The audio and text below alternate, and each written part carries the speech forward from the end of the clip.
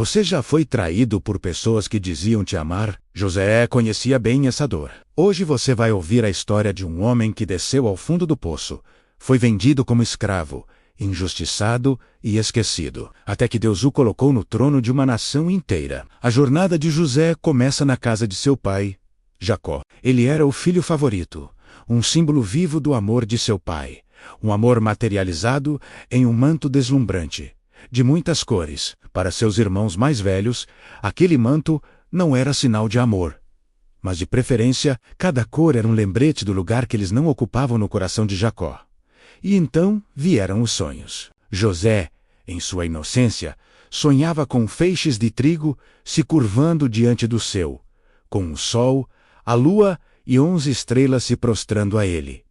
Sonhos que, para seus irmãos, soavam como arrogância. A inveja, que já borbulhava, começou a ferver, transformando-se em um ódio frio e calculista, plantado no coração da própria família. Um dia, Jacó enviou José para ver como estavam seus irmãos, que pastoreavam os rebanhos longe de casa. Ao verem José se aproximando de longe, envolto em seu manto colorido, os irmãos viram não o irmão, mas a oportunidade de se livrar do sonhador. O ódio se tornou um plano. Eles o agarraram, arrancaram seu manto e o lançaram em uma cisterna vazia, um buraco escuro e seco no meio do nada. A escuridão o envolveu, os gritos por socorro ecoavam e se perdiam. E enquanto José estava no fundo do poço, seus irmãos se sentaram para comer, decidindo seu destino. Não o matariam com as próprias mãos, mas o venderiam. E assim foi feito. Por 20 moedas de prata, José foi vendido a mercadores que iam para o Egito. Para José, parecia que toda a promessa tinha sido enterrada naquele buraco. A luz de sua vida se apagou. No Egito, o jovem hebreu foi comprado por Potifar, o capitão da guarda do faraó. Mesmo como escravo, longe de tudo que conhecia, José não abandonou sua fé. Ele servia com integridade e excelência, e Deus o abençoava. Potifar viu isso e confiou a José a administração de toda a sua casa. Parecia um novo começo, uma luz em meio à escuridão. Mas a provação ainda não havia terminado. A esposa de Potifar, atraída por José, tentou seduzi-lo repetidamente. Fiel a Deus e a seu senhor, ele a recusou. Em um ato de vingança, ela o acusou falsamente de tentar atacá-la. A palavra dela contra a de um escravo. Sem julgamento, sem defesa, José foi lançado na prisão, da casa do capitão para o calabouço do rei. Mais uma vez, a injustiça o arrastava para as trevas. Na prisão, um lugar de esquecimento. José continuou sendo José. Deus estava com ele. Logo, ele ganhou a confiança do carcereiro. Anos se passaram. Naquele silêncio, ele interpretou os sonhos de 2 outros prisioneiros, o padeiro e o copeiro do faraó. Ao copeiro, José previu sua restauração ao cargo e pediu apenas uma coisa: quando tudo estiver bem com você, lembre-se de mim. O copeiro foi liberto e restaurado, exatamente como José disse. Mas na alegria de sua liberdade, ele se esqueceu. José ficou para trás, mais 2 longos anos na escuridão da prisão. Esperando, a noite parecia interminável, mas Deus ainda estava escrevendo a história, trabalhando no silêncio, preparando o palco para o ato final.